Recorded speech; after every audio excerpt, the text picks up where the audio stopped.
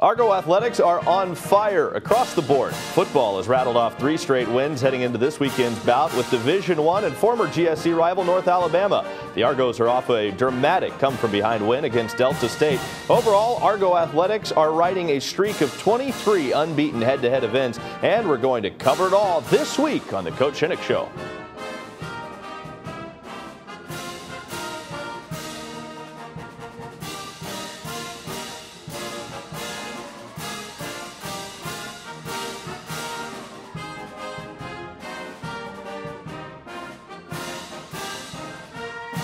So much to get to. Let's get right to it on the gridiron. He's head coach Pete Shinnick. I'm Tommy Thrall. Thanks for joining us for another week of the Coach Shinnick Show. And, well, we talked about it last week. Turns out it wasn't just hyperbole. That's a pretty good 0-4 Delta State team.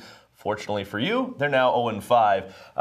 What kind of surprised you about them out of the gate? You know, I really expected them to play that well. I really expected to see their best and to have them counter us with different things that we hadn't seen. I just didn't expect us to play as poorly as we did. And really, I think we controlled a lot of what took place. How did you kind of assess that whole game as a whole? Because it was 2 different games, really. It really was. And I think you saw, you know, what we talked to our guys about is our best will get it done, and we've got to be at our best. Bottom line is, if you don't hit an open receiver, he's not going to catch the ball. And then when you hit an open receiver and he drops it, you're not going to get the yardage for that. If you don't tackle a guy, I don't care who it is, he's probably going to get a first down. And that's really what we saw both sides of the ball. Missed tackles, missed blocks, missed throws. So I was more frustrated for just how poor we were playing. Delta was, playing great, but I think we were helping them a lot. Right, no doubt. Well, how refreshing is it to finally get a win against those guys? Oh, that's huge. I mean, it really is, and that felt great, and so proud of, our guys figuring it out and getting it right and coming out and playing, maybe one of our best second halves that we've ever played. All right, let's take a look at the highlights. And came out looking sharp in the all-whites, had to settle for an early field goal.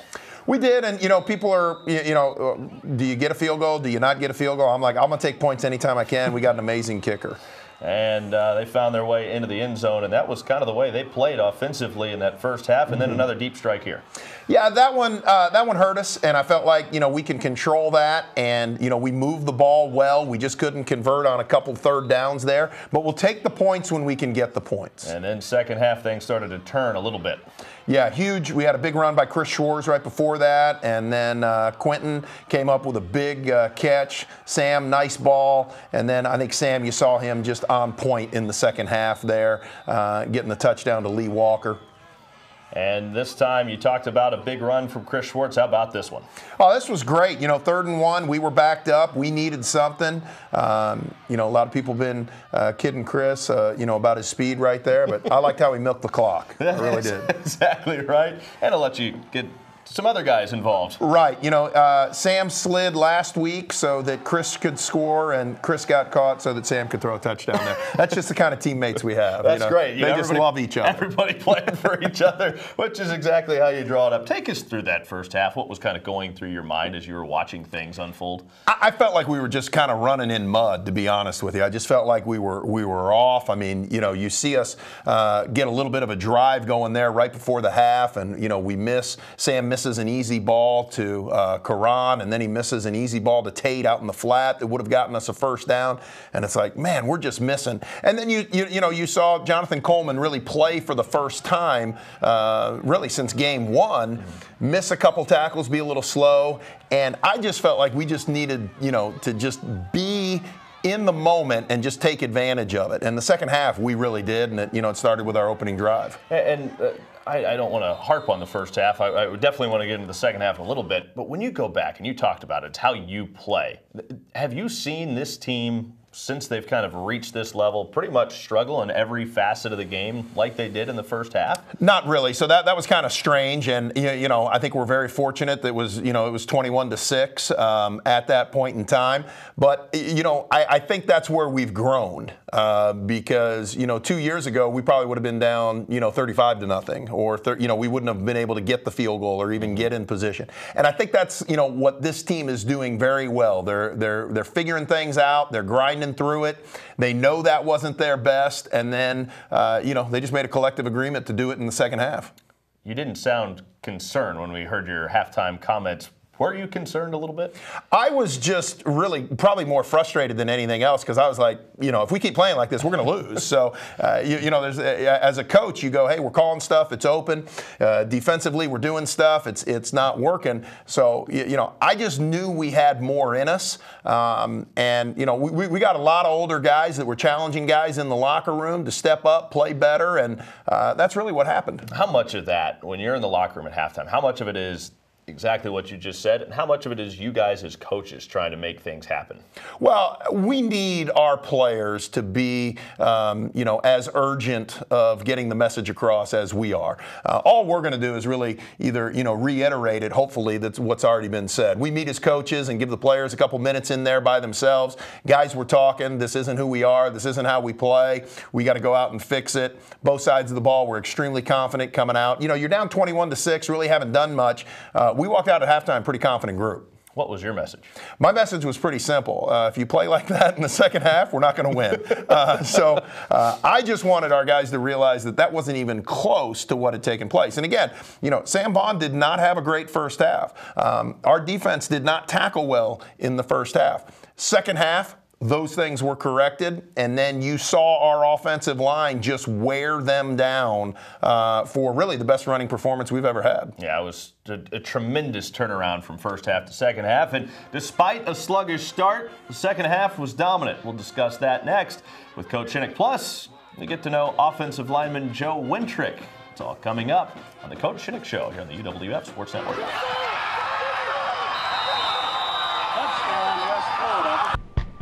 We will never settle for the kiddie pool. We are destined for the vast ocean of opportunities that await us. We were born to make a splash. At the University of West Florida, you can make a discovery, make a difference, make a splash. So take a deep breath and dive in. The University of West Florida. How will you make a splash? Water. It's life's most basic need. But there's a water crisis in our world right now. Nearly 1 billion people live without clean drinking water. About every 19 seconds, a mother loses one of her children to a water-related illness. The water crisis is vast, but we can solve it. Just $20 can provide one person with access to a clean water project in their village. CharityWater.org. Join us. Welcome back to the Coach Shinnick Show with head coach Pete Shinnick. We're talking about last week's win over Delta State, and let's talk about the second half because that's way more fun to talk about than that first half. It was a completely different game. What did you see different with Sam? Because let's start there because he had some opportunities for some deep balls in the first half. If he connects, I think we're looking at a different first half. So what was different about him in the second half? Well, we talked to him a little bit, and Jamie Deese and Caleb Nobles really just talked to him about following through and what he was doing, some of the things that he was fundamentally not doing in the first half. I think we got that corrected. You saw him come out on a couple of the runs, throw the quick screen, and then when he connected with Quentin on the touchdown, really felt like, okay, he got his rhythm back. And I think you look at him statistically, second half much better than the first half, but really just trying to get him fundamentally where he needed to be and correct some of the things in his follow-through. And, from that point on, I felt like, okay, now we're going to have an opportunity to be where we need to be. I felt like You did. You talked about it. You kind of ran some underneath stuff. Was that by design to try to get him going? Those are a lot of times easier routes. Yeah, it was, and it was just trying to get him in a place where we could just get a little rhythm, get a little confidence. Each quarterback has, a different way of doing that. Sam's been very good on some of our run pass stuff. That's been huge. And then I think when he's, when we gave him time in the pocket, he was very productive, and he wasn't that far away from some of the deep shots, and it wasn't as bad as it looked. So you go back and you review it, and you go, okay, we're pretty close. But he just needed to get back in his rhythm. And again, I give Coach Deese and Coach Nobles credit for talking him through fundamentally what he needed to work on. As we're talking about the offense, the run game got going, and you had a huge second half. Really, not just the best half, but the best production out of the run game that we've seen. in the program's history on Saturday. So what was the difference there in the run game? Well, I think you give credit to our offensive line and, I mean, just how they came off the ball and really we were worried about running the ball. And, I mean, you know, when I talk to friends and they say, well, what do you think you can do against Delta? I say, I think we can throw the ball a little bit. They keep playing the way they are, but running is going to be tough. It's going to be few and far between. And we saw that a year ago with them attacking. But our O-line has just really grown up and just gotten better. And you saw our running backs. O-line was doing their job, but the running backs were extremely patient. And, you know, we basically run inside zone a couple of different ways, but we hit it every way possible. We hit it front side, we hit it down the middle, we hit it back side. And when you're doing that, it's hard to defend. And there were holes, there were opportunities. Our guys hit them extremely well.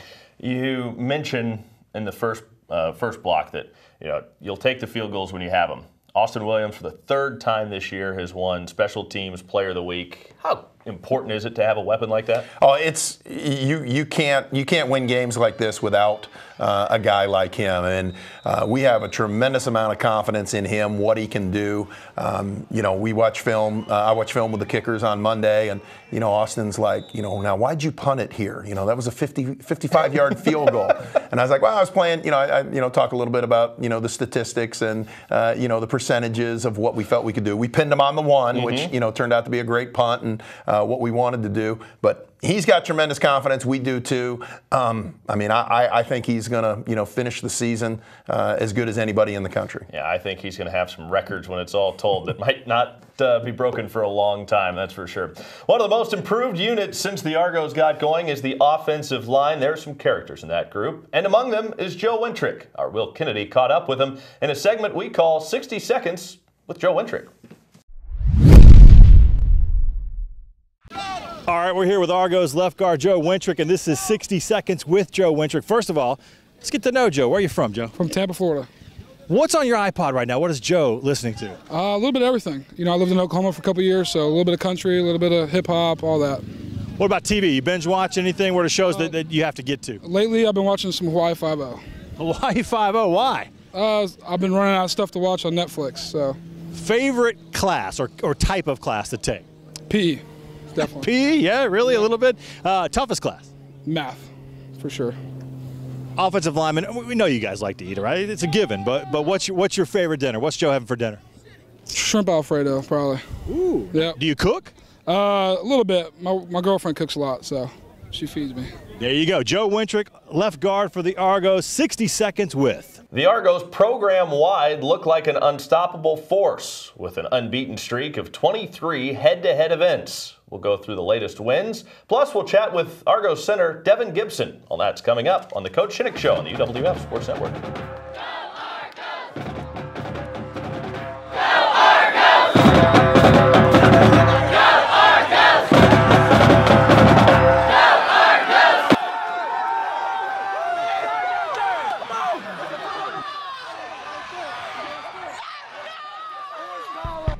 Argos! We are not here to drift. We were born to move, to change, to jump in, dive deep, make waves, break through. We were born to splash. The University of West Florida is America's best university for making a splash. The University of West Florida. How will you make a splash?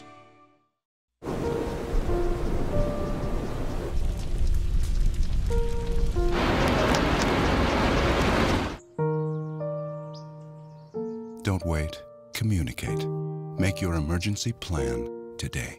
I'll be right back. Hi! You think you're probably sober? Yeah. But you're thinking about taking the back roads home, just in case. If you're probably sober, then why would you do that?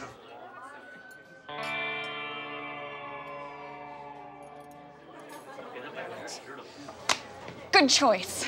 Probably okay isn't okay. If you see a warning sign, stop and call a cab, a car, or a friend. That's a full glass of wine. I'll be chatting you later.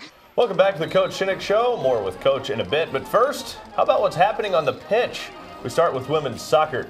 They're still undefeated after 2 more wins over the weekend. First, they cruised to a 6-2 win over Auburn Montgomery on Friday. Then topped Montevallo with a 3-0 shutout on Sunday. Peyton Pfeffer scored 4 goals across the 2 games. That led to her getting named the GSC Freshman and Player of the Week. Estefany Barreras made 12 saves in goal over the weekend to earn GSC Defensive Player of the Week honors, giving the Argos a clean sweep. With those 2 wins, the Argos have now won 17 straight regular season matches. Women's assistant coach John Husak was pleased.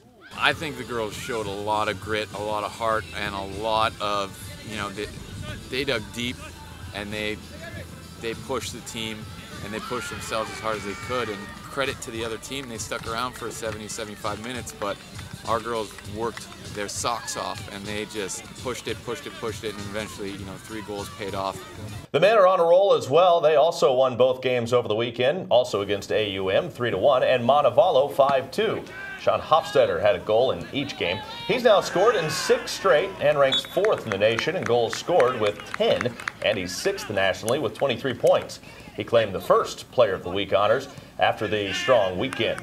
The men's soccer team has won 6 straight. Bill Elliott was happy to see a variety of goal scorers over the weekend. I think we have maybe 12. I want to say it was 12 guys that have scored a goal this year, that's a lot of people. And I think it's just down to how we move the ball and share the ball, and guys keep finding the back of the net. I hope they keeps going. It's not just soccer. Volleyball has been dominant in GSC play. They've now won 15 sets in a row, which means they have 4 straight sweeps. The last set loss was the first to West Alabama back on September 16th. They haven't lost a match since September 11th. Their win streak is also at 6. They won Thursday at home over Montevallo before taking a home match against AUM. Taylor Van Ekeren led the weekend for the Argos with 35 assists, 4 aces, 14 digs, and hit .375 in the 2 matches. All of that led to her garnering GSC Freshman of the Week honors. As you might imagine, she's having a lot of fun with this team in her first year. Yeah, I think that overall everyone's kind of helped each other get through it, especially me, as a freshman setter, not really knowing what I'm doing when I'm going in sometimes, but I mean, Brogan helps me out a lot, all my teammates help me out a lot, just kind of get me going, and it works from there. A big part of volleyball's success this season has been the addition of Makila York, a native of Trinidad and Tobago. She comes to the Argos from Middle Tennessee State, and there's always an adjustment from Division I to Division II, but she's made it with ease and has jumped right in with her new team. She played at Middle Tennessee University for 3 years before transferring here. My visit, I was able to talk to everybody. Everybody came and they hugged me, and I really loved it. And I said to myself, I was like, wow, this is where I need to be, because I love everybody here. Everybody here loves me, so why not just make something great happen? We've actually played against her in the spring. We go up to Chattanooga, UTC, the last, I think, 2 or 3 years. So we've seen her across the net. It's very fast, athletic, and the ball goes back and forth a lot. And usually in higher level Division I's, it's fast set attack and that's it. I felt like at Division I, it was more of a job that had to be done. The zeal for the sport, the passion for the sport kind of dwindled away with all the rules that we had to meet and stuff like that. However, coming here, it was the same amount of hard work that you had to do, but it was fun. I feel like since I got here, I've learned so much about myself, so much about what a true team culture should be and what it is and what hard work is consistently. She has this big vision about going back and bringing, elite level movement and physical activity to her country. One of my biggest plans is to open up a center where kids who 13 or 14, they can go and they could learn, they could be coached in strength and conditioning in order to get to the collegiate level, because that's one of the biggest gap areas that we do have back home, is that we have a lot of raw talent, but when it comes to strength and conditioning, that's where we fall short. So that's something that's been a passion of mine that I want to do for the kids back home. She loves this game, and that's something I think that pours out and exudes just this positive nature, and our team feeds off of it. Over the first 5 years of the Argos swimming and diving team, former head coach Andrew Hancock established one of the more elite programs in the nation. Phil Krause has taken over and seemingly picked up right where Andrew left off. They had their first meet of the season over the weekend. Swimming won all of their events against Loyola New Orleans, Thomas, and South Georgia State. Diving fared well with a win against Birmingham Southern and a tie against Georgia Southern. Switching back to the gridiron, Devin Gibson took over the starting center job with the Argos 2 years ago as a freshman. Now he's a junior. He doesn't have any plans to give that job up anytime soon, and now he's in studio with us. Devin, welcome. How you been? I'm doing great. Great. Well, you've seen this program grow so much. You went to West Florida, and then I'm sure you saw the news about the Argos starting football. You got recruited by the Argos. Now here you are, off a national championship run last year, and when you look at where this thing started, you guys were practicing on the intramural fields. How much have you seen this grow? It's been tremendous. We started with a really small locker room, kind of just a makeshift thing with just chairs and hooks. And, now we recently just got the new facility. Just kind of see this thing take off so quick. Obviously we didn't expect to, we expect to win every game, but we didn't really expect to, make a national championship run. So, when that happened, it's just a bunch of guys buying in and believing in one goal and really just, motivating each other and just getting the best out of each other. When you talk about buying in, one group that has improved the most is the part that you're a part of. The offensive line has made huge strides. How rewarding is that to see the progress you guys have made over the last 2.5 seasons? Oh, it's great. And really it's just a credit to Coach Sonia, the work that he puts in and our running backs. We've got great backs in the backfield, guys that can make cuts, and just make it easy for us to look good. We try to do our best for them, and really, just a bunch of guys that knew what it took to get it done and put in the work to do it, and that's pretty much where we're at now. It's always the quarterbacks that get all the credit for how the offense does, but how much pride do you guys take? Because it all starts with you guys up front. Yeah, absolutely. We get graded out every week, and we try to make a point that, to not give up any sacks, but to, never let the quarterback even get hit. And when he does, always make a point to help him up and get him up. So it's a lot of pride. Coach Sonia always says it's a game within the game. You have the football game, but within that, it's me versus you on the line. And so it's really just about, who wants it more. Coach Shinnick and I have talked about the progress of the running game quite a bit. I think that is a huge credit to you guys. So where do you guys feel like, when it comes to the running game, where do you guys feel like you've made the most progress there? Definitely run a lot of inside zone. It's pretty much just fundamentals, your feet, your fit, your steps, your eyes. Every play starts with taking in, where guys are on the field. And I can't give enough credit to Coach Sonia. He does a great job with us.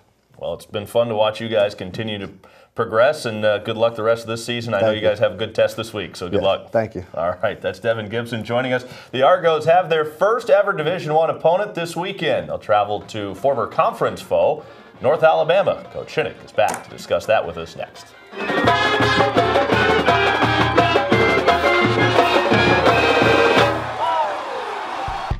The world is our ocean, and we are here to make a splash, to dive deep, to create, to develop, to break through. At the University of West Florida, there's no limit to how you can make a splash. Don't just sit on shore, jump in. The University of West Florida. How will you make a splash? Being a champion takes more than talent, more than the perfect pass, more than using your head. Being a champion takes the spirit to always push harder, the ability to overcome any hurdle, and the fire to be the best. Welcome to Division II, where the pursuit is yours to create. And the question isn't, can you do it? It's, will you? Water. It's life's most basic need. But there's a water crisis in our world right now. Nearly 1 billion people live without clean drinking water. About every 19 seconds, a mother loses one of her children to a water-related illness. The water crisis is vast, but we can solve it. Just $20 can provide one person with access to a clean water project in their village. CharityWater.org. Join us. Welcome back to the Coach Shinnick Show. Last segment, we've got to talk about North Alabama now. It's the first ever Division I opponent that you will be facing. It's kind of weird saying that. They were a conference rival the last couple of seasons. Are they different now that they're a Division I team? They are. They've got more scholarships, and they've played, a handful of Division I opponents already, getting their first, FCS victory in Week 1. I've always had a tremendous amount of respect for the UNA football program, just what they've been able to do. Coach Wallace did a phenomenal job really getting that program going, winning national championships, and then really being one of the best Gulf South Conference teams around forever. So now that they're D1, that's just a new challenge for us, and again, a great opportunity for us to do something that we've never done before. You kind of put it to them last year here in Pensacola. How similar are they to that team? Oh, I think they're a better team, and they, last year they were banged up at quarterback.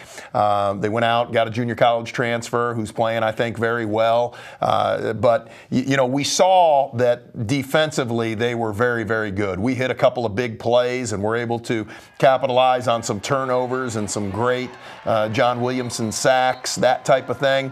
We're going to need that same type of effort across the board to have an opportunity to win this game. I think everybody likes to show that they belong with maybe some bigger schools or those Division I programs. So does that affect this team this week a little bit? Are you guys excited about that? Are the players looking forward to that challenge, or is that just something the folks like me get excited about? Oh, I think there's a lot of that. I mean, I think our guys know, coming off the Delta State victory, what they have to do to be considered a great football team. And we're really looking at this as just another opportunity to play a very, very good opponent, a team that if they were still in Division II would be, very good. So for us, it's a growth opportunity. Again, the FCS opponent, that's kind of cool, that's kind of fun, to talk about. But really, it comes down to us having this game and getting better.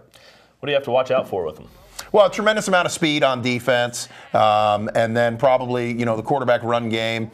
They do that as well as anybody. And, again, we've seen 2 triple option teams that ran the quarterback pretty well. But, this is a different approach. They're a power read type quarterback team, kind of like what we saw Delta do against us, even though they hadn't practiced that much, in the past. So we've got to be very sound defensively, and then offensively, we've just got to, neutralize their speed a little bit and see if we can handle, some of the stuff that they bring pressure-wise. Some of the stuff Delta did gave you trouble in the first half. You were able to neutralize that more in the second half. So how much does that prepare you for a game like this? I think it prepares a lot because there's some fronts that are similar and there's some blitzes that are similar. So you just did it for 75 plays or whatever we had against Delta. Now you say to our offense, hey, this looks like this looks like that. You say to our defense, very similar to what you saw last week. Really playing these 2 teams back to back is very helpful for us in that type of preparation. How do you roll that second half momentum into this week? We challenge our guys just to, to want to be great in everything that they do, to want to get better every week, to never be satisfied. And we've won 3 games in a row right now. We need to keep the pressure on our team to, try to go out and continue to play like we did in the second half. I mean, our guys have got to desire that. When we talk about excellence, Arate is our program theme, excellence in everything that you do. We really want our guys to, do that at practice. We came back, had a great Monday practice. Energy was good, focus was good. Got to parlay that into the Tuesday, Wednesday, Thursday practice and, continue to strive to get better. From a health standpoint, how do you feel? Are you still getting healthier as the weeks go on? We are, and really to get Quaid back, I think he'll be 100% this week. He was probably about 80 last week. To get Jonathan Coleman back and get him on the field. Still got, Samuel Antoine, one of our offensive linemen. We played him a little bit, but I think we're getting closer. Really, that's one of the things I'm most pleased about, just the growth, the development of our team, how we look right now. We don't look beat up. We don't look, we've played 2 option teams. We've played physical games. Coach Morgan and his strength staff are doing a fantastic job keeping our guys healthy. What are your keys this week? Well, I think they're always going to be the same. I want to play a game where we don't turn the ball over, and I want to play a game where we don't give up, one of those what you'd call a cheap touchdown on, a simple thing. And we gave up one of those last week, and we turned the ball over. So I want to be error-free and see what that looks like. All right, Coach, good luck this week. Looking forward to it. Thank you. All right, should be a fun one. A lot going on at UWF this weekend. Both Sockers and volleyball are all playing Lee and Shorter both over the weekend.